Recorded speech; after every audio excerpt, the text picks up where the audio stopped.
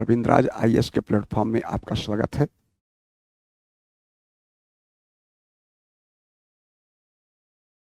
ये लोक प्रशासन की जो एक वैकल्पिक विषय के रूप में लोक प्रशासन है, उसका एक छोटा सा क्लास है कि लोक प्रशासन का जन्म कैसे हुआ। हर विषय का जन्म होता है, हर विषय के जनक होते हैं, हर सब्जेक्ट के अपने फादर होते हैं। उसी प्रकार लोक प्रशासन का जन्म 1887 में हुआ। लोक प्रशासन के जनक वुडरो विल्सन, जो कि प्रिंसटन यूनिवर्सिटी में प्रिंसटन यूनिवर्सिटी में पॉलिटिकल साइंस के प्रोफेसर थे। आगे चलकर न्यू जर्सी प्रांत के गवर्नर हुए। फिर 1913 में 1913 में अमेरिका के राष्ट्रपति बने और 1920 में लीग ऑफ नेशन के संस्थापक थे। उन्होंने इस विषय को एक विषय के रूप में स्थापित करने का कार्य किया, लेकिन इस विषय का जन्म 1887 में हुआ है, लोक प्रशासन का जन्म। लेकिन हम लोग ये मानते हैं कि जब से मानव सभ्य हुआ, सिविलाइज्ड, जब से मानव सभ्य हुआ है, तब से प्रशासन को किसी न किसी रूप में अवश्य देखा गया। चाहे मौर्य प्रशासन हो, चाहे मुगल प्रशासन हो, चाहे ब्रिटिश प्रशासन हो, दिल्ली सल्तनत का प्रशासन हो, प्रशासन अवश्य था। लेकिन प्रशासन था, लोक प्रशासन नहीं था। प्रशासन तो था, लोक प्रशासन नहीं था। पॉलिटिक्स था, पॉलिटिकल साइंस नहीं था।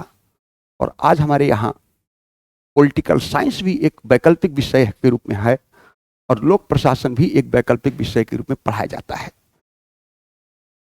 इस विषय का जन्म कैसे हुआ, इस विषय के जन्म की अवधारणा, कंसेप्ट क्या है, इसको थोड़ा सा समझना जरूरी है, कंसेप्ट को समझना जरूरी है। तो वुडरो विल्सन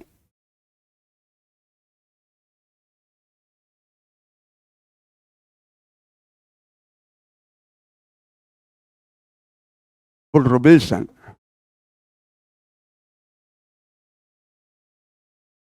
वुडरो विल्सन के द्वारा 1887 में the study of administration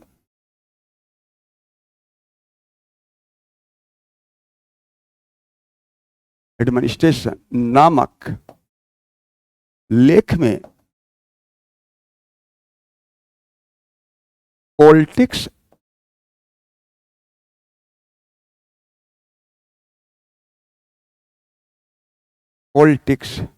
administration dichotomy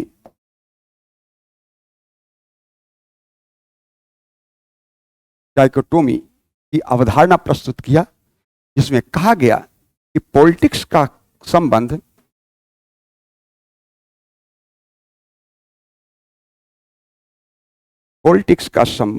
policy formulation से है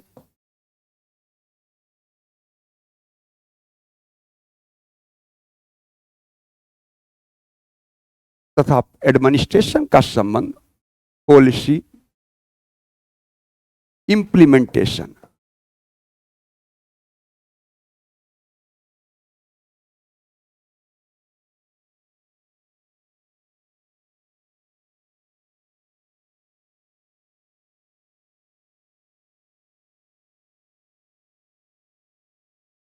इंप्लीमेंटेशन से है। वुडरो विल्सन के द्वारा 1887 में द स्टडी ऑफ एडमिनिस्ट्रेशन नामक लेख में पॉलिटिक्स एडमिनिस्ट्रेशन डाइकोटॉमी कंसेप्ट दिया गया, जिसमें कहा गया कि पॉलिटिक्स का संबंध पॉलिसी फार्मूलेशन से है और एडमिनिस्ट्रेशन का संबंध पॉलिसी इंप्लीमेंटेशन से है। पॉलिसी फार्मूलेशन का संबंध गवर्नमेंट की लेजिस्लेटिव ब्रांच से है, लेजिस्लेटिव ब्रांच।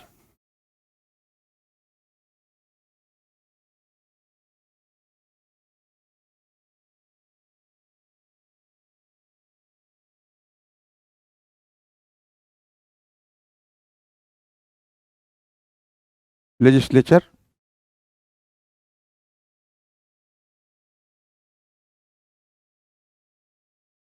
विधायक, विधायिका,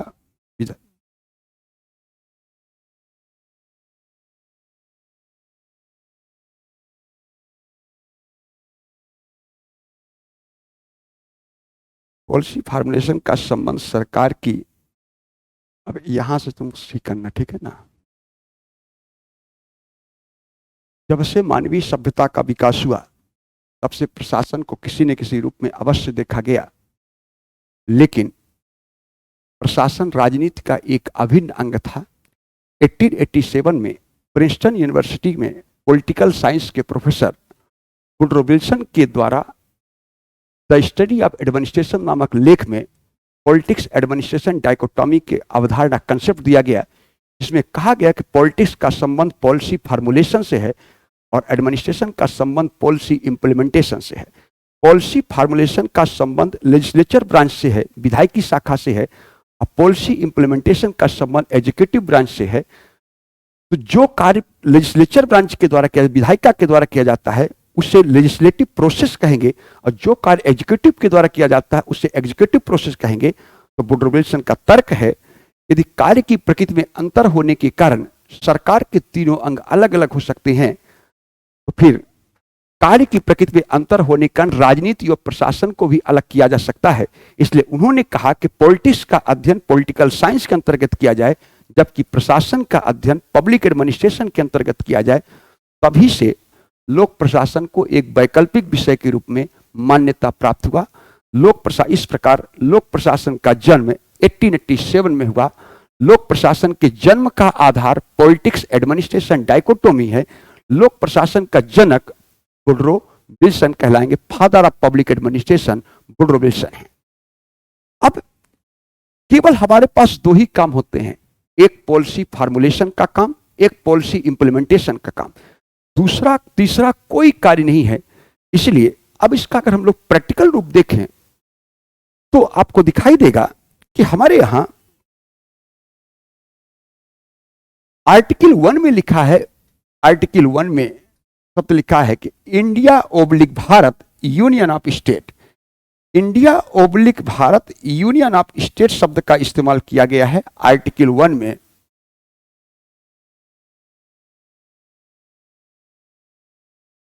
आर्टिकल 1 में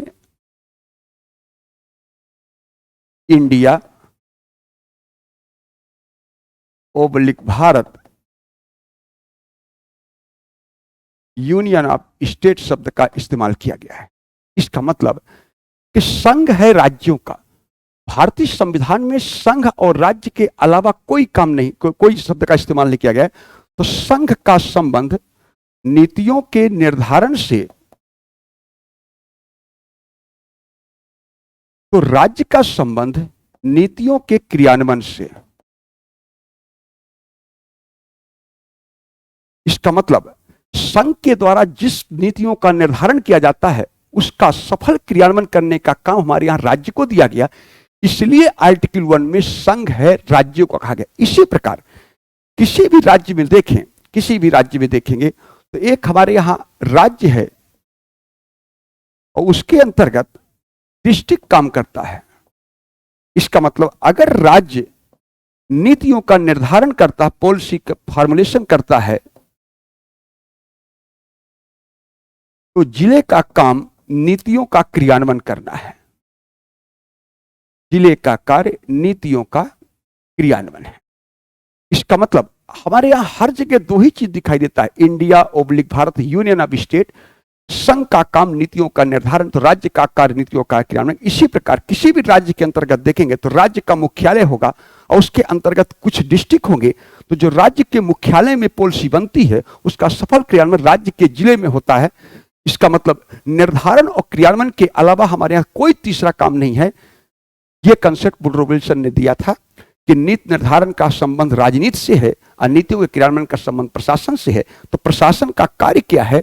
तो वुडरो विल्सन कहते हैं कि क्रियान्वयन करने का नाम ही लोक प्रशासन है। इसका प्रशासन का काम क्रियान्वयन करना है। अब देखा जाए तो हमारे यहां ग्रासरूट लेवल से लेकर टॉप लेवल तक चलें, नीचे से लेकर ऊपर तक अगर चलें तो सबसे नीचे हमारे यहाँ ग्राम पंचायत होती है। अगर ग्राम पंचायत के अंतर्गत देखा जाए तो ग्राम पंचायत के अंतर्गत दो ही हेड दिखाई देता है। एक पॉलिटिकल हेड के रूप में ग्राम पंचायत का प्रधान हो, सरपंच हो, मुखिया हो, जो भी बोलते हो, और उसके प्रशासनिक प्रमुख के रूप में पंचायत सेक्रेटरी काम करता है। इसका मतलब पंचायत के स्तर पर दो ही हेड दिखाई देंगे। पॉलिटिकल हेड के रूप में पंचायत का प्रधान होगा, पंचायत का मुखिया होगा या पंचायत का सरपंच कहेंगे, लेकिन एडमिनिस्ट्रेटिव हेड के रूप में उसके पंचायत को पंचायत सेक्रेटरी के नाम से जानते हैं। इसका मतलब है कि अगर सरपंच, प्रधान, मुखिया जो भी है वो पॉलिसी बनाता है, पंचायत सेक्रेटरी का काम पॉलिसी का क्रियान्वयन करना है। इसी प्रकार किसी भी डिपार्टमेंट के शीर्ष पर चलेंगे, कोई भी डिपार्टमेंट हो तो उस डिपार्टमेंट के शीर्ष पर आपको दो ही प्रमुख दिखाई देंगे। एक पॉलिटिकल हेड के रूप में मंत्री होता है, तो एडमिनिस्ट्रेटिव हेड के रूप में सचिव काम करता है। इसका मतलब तीसरा कोई नहीं दिखाई देता, क्योंकि हमारे पास दो ही काम है, एक पॉलिसी बनाना, पॉलिसी फार्मुलेशन करना, और दूसरा पॉलिसी को इंप्लीमेंट करना, पॉलिसी का क्रियान्वयन करना। तीसरा कोई काम नहीं दिखाई देता। इसलिए हमारे यहाँ हर जगह दो ही व्यवस्थाएं दिखाई देती है कि पॉलिसी बनाने का काम संघ को दिया गया, क्रियान्वयन करने का काम राज्य को दिया गया। तो राज्य में पॉलिसी बनाने का काम राज्य मुख्यालय को दिया गया, तो क्रियान्वयन करने का काम जिला को दिया गया। इसी प्रकार किसी भी डिपार्टमेंट के शीर्ष पर देखेंगे तो दो ही प्रमुख दिखाई देता है, एक पॉलिटिकल हेड के रूप में मंत्री होता है और दूसरा एडमिनिस्ट्रेटिव हेड के रूप में सचिव होता है। मंत्री का काम पॉलिसी बनाना है तो सचिव का काम पॉलिसी का क्रियान्वयन करना है। केवल दो ही काम है, एक निर्धारण और दूसरा क्रियान्वयन। इसी प्रकार हमारे यहां पब्लिक एडमिनिस्ट्रेशन में एक कंसेप्ट आएगा, मुख्यालय, head office oblique regional office, head office and regional office. तो हेड ऑफिस और रीजनल ऑफिस दो ही ऑफिस है, तीसरा कोई ऑफिस नहीं है। जहां नीतियों का निर्धारण होता है उसे मुख्यालय कहते हैं। जहां हेड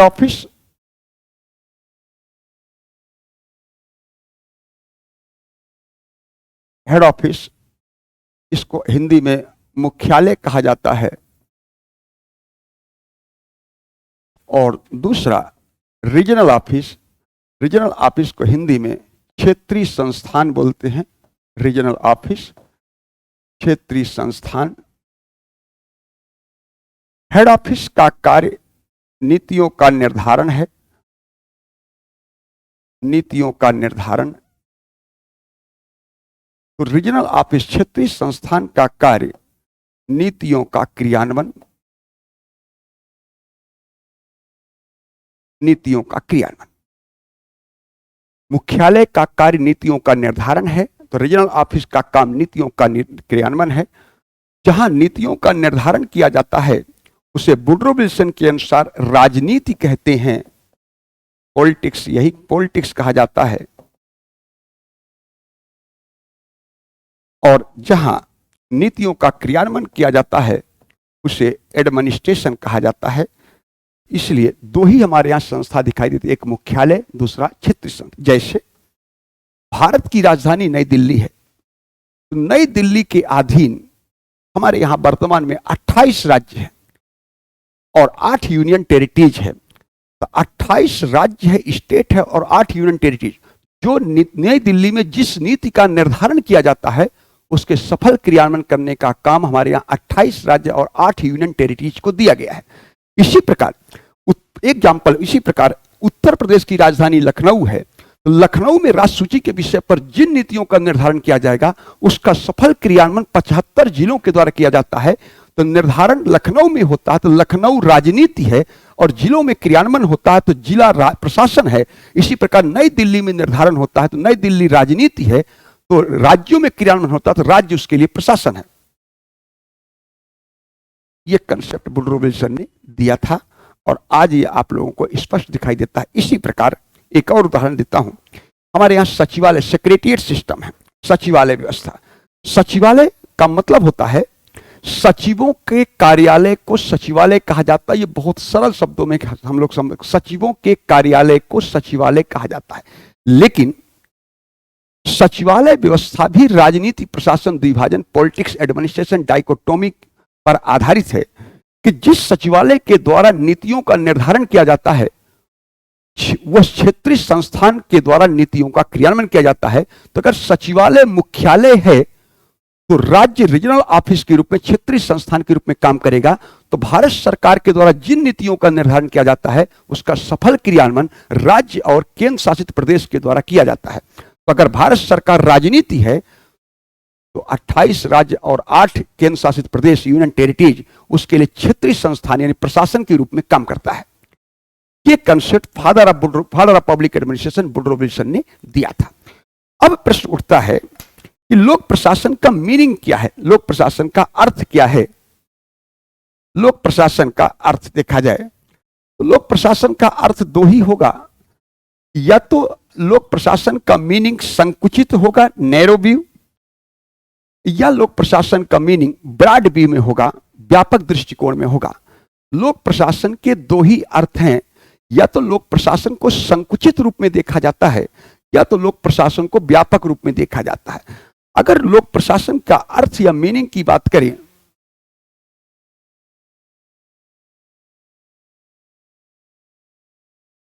मीनिंग, तो या तो संकुचित होगा, नैरो व्यू, या तो उसका ब्रॉड व्यू, व्यापक होगा। लोक प्रशासन का मीनिंग को हम लोग लोक प्रशासन में अर्थ बोलते हैं। अर्थ या मीनिंग में संकुचित या व्यापक।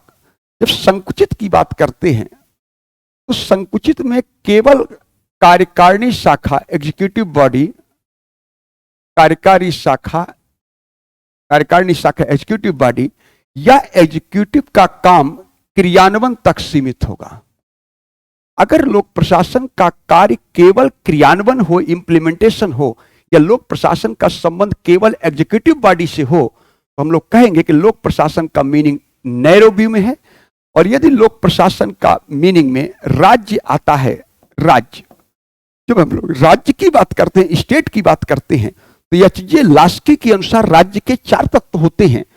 जनसंख्या, पॉपुलेशन, जनसंख्या, पॉपुलेशन, भूभाग, एरिया, एक ज्योग्राफिकल एरिया होगा, फिर गवर्नमेंट, सरकार होगा, और चौथा सोवेरेनिटी यानी संप्रभुता होगा।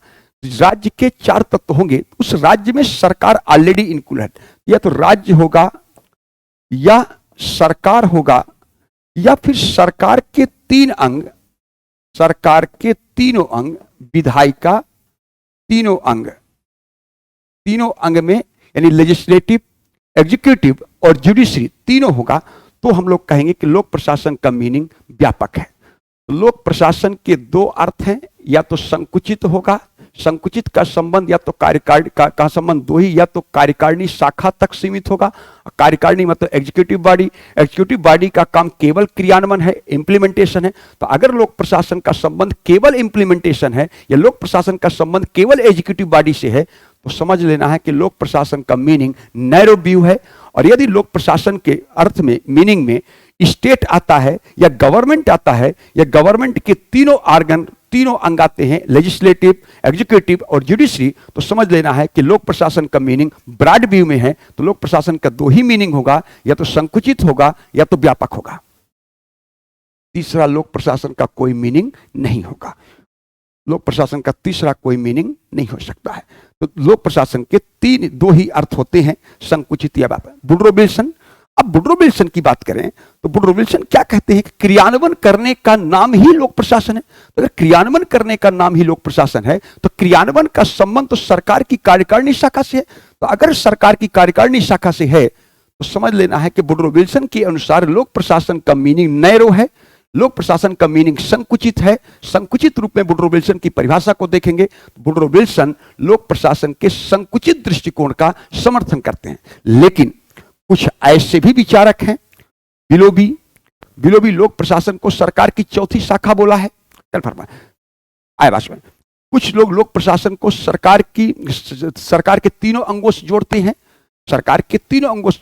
तो जो विचारक लोक प्रशासन को सरकार से जोड़ते होंगे कि सरकार का कार्य करना ही लोक प्रशासन है, तो अगर सरकार का कार्य करना ही लोक प्रशासन बोलते हैं, जो विचारक बोलते होंगे, तो इसका मतलब सरकार आया तो सरकार में तीनों अंग आया, तो इसका मतलब उसका मीनिंग ब्रॉड व्यू होगा।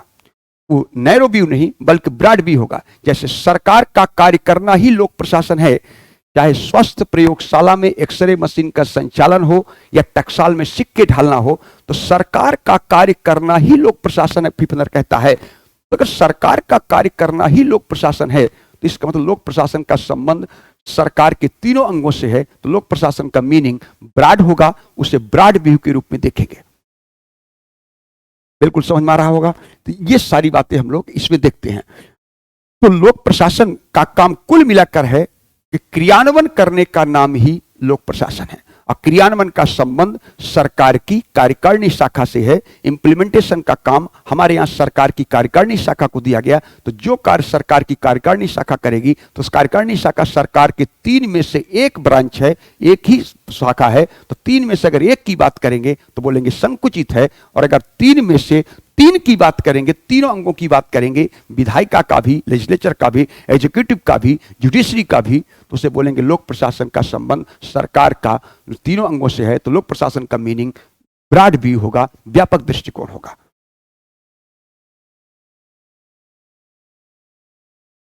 लोक प्रशासन का मीनिंग व्यापक दृष्टिकोण। अब आता है कि हमारे यहां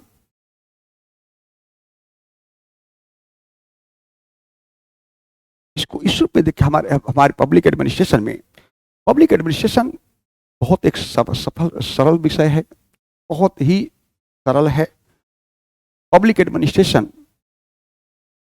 का अधिकांश हिस्सा थ्योरी को छोड़ दिया जाए, पब्लिक एडमिनिस्ट्रेशन में जो थिंकर हैं, विचारक हैं, जिसे हम लोग पब्लिक एडमिनिस्ट्रेशन का थ्योरी सिद्धांत के नाम जानते हैं, उसको छोड़ दिया जाए, तो पब्लिक एडमिनिस्ट्रेशन एक ऐसा सब्जेक्ट है जो कि पेपर नंबर 2, जीएस के पेपर नंबर 2, जिसमें पॉलिटी और गवर्नेंस है, उसका अधिकांश हिस्सा पब्लिक एडमिनिस्ट्रेशन के सिलेबस से मैच करता है। तो ये कहेंगे अगर लोक प्रशासन आप वैकल्पिक विषय के रूप में एडॉप्ट करते हैं, तो आपको जीएस के पेपर नंबर 2 में बहुत ही सकारात्मक भूमिका का निर्वहन कर सकता है, बहुत ही आपको लाभ होगा उसको रखने से। साथ ही साथ जीएस का पेपर नंबर 3 में इकोनॉमी जो दिया गया है, उसमें एक गवर्नमेंटल बजट है, सरकारी बजट है, जिसमें बजट कैसे बनता है, बजट का क्रियान्वयन कैसे होता है, बजट की ऑडिट कौन करता है, सीएजी करता है, और सीएजी के द्वारा किए गए ऑडिट की पुष्टि कौन करता है, तो लोक लेखा समिति करती, संसदीय समिति के रूप में। यह हमारे सिलेबस में दिया गया है। सीएजी कैग भी दिया गया है, लोक लेखा समिति भी है। बजट कैसे बनता है, बजट को इंप्लीमेंट कैसे किया जाता है, बजट की स्वीकृति संसद देती है, और संसद में 5 चरणों से गुजरना पड़ता है। कि सबसे पहले बजट को प्रस्तुतिकरण किया जाता है, फिर उसके बाद बजट पर सामान्य चर्चा होती है, फिर इसके बाद अनुदान मांगों पर चर्चा और मतदान होता है, फिर चौथा चरण विनियोग विधेयक एप्रोप्रिएशन बिल आता है, और 5वां चरण वित्त विधेयक फाइनेंशियल बिल आता है। ये 5 चरणों से गुजरना पड़ता है। अब वित्त विधेयक फाइनेंशियल बिल के पास होने के साथ बजट को पास मान लिया जाता है। ये सारे प्रोसेस कैसे होंगे, कैसे बजट बनेगा, ये भी हम लोग लोक प्रशासन के विषय के रूप में अध्ययन करते हैं। दूसरी बात, हमारे यहाँ पब्लिक अंडरटेकिंग है, लोक उपक्रम सिलेबस हमारे है। पब्लिक एडमिनिस्ट्रेशन के सिलेबस में लोक उपक्रम भी है। लोक उपक्रम में सबसे महत्वपूर्ण है कि एलपीजी, लिबरलाइजेशन, प्राइवेटाइजेशन और ग्लोबलाइजेशन के बाद, उदारीकरण, निजीकरण, वैश्वीकरण के बाद जो अंडरटेकिंग पर प्रभाव पड़ा है, वो क्या इंपैक्ट पड़ा है, ये हमारे पब्लिक एड के सिलेबस में पढ़ाया जाता है। कि स्वायत्तता और नियंत्रण की समस्या, कि इसको स्वायत्तता दिया जाए, ऑटोनॉमी दिया जाए, कि इस पर कंट्रोल किया जाए, दोनों के मध्य संतुलन, बैलेंस कैसे स्थापित करें, ये हमारे सिलेबस में है पब्लिक एडमिनिस्ट्रेशन के। तो आपको भी जीएस पेपर नंबर 3 में पढ़ना पड़ता है। तीसरी सबसे महत्वपूर्ण बात, हमारे यहाँ लोग जीएस का पेपर नंबर 4 इथिक्स है। इथिक्स का सिलेबस यदि देखें, उस सिलेबस में आधा हिस्सा साफ लिखा, तीसरा टॉपिक लोग लिखा है लोक प्रशासन में नैतिकता। इसका मतलब नैतिकता लोक प्रशासन में। तो लोक प्रशासन में जब नैतिकता की बात करते हैं, तो इसका मतलब नैतिकता कब आया होगा। हट जाएगा ना, बाकी सब लोकल लोग हैं ना आप। अच्छा,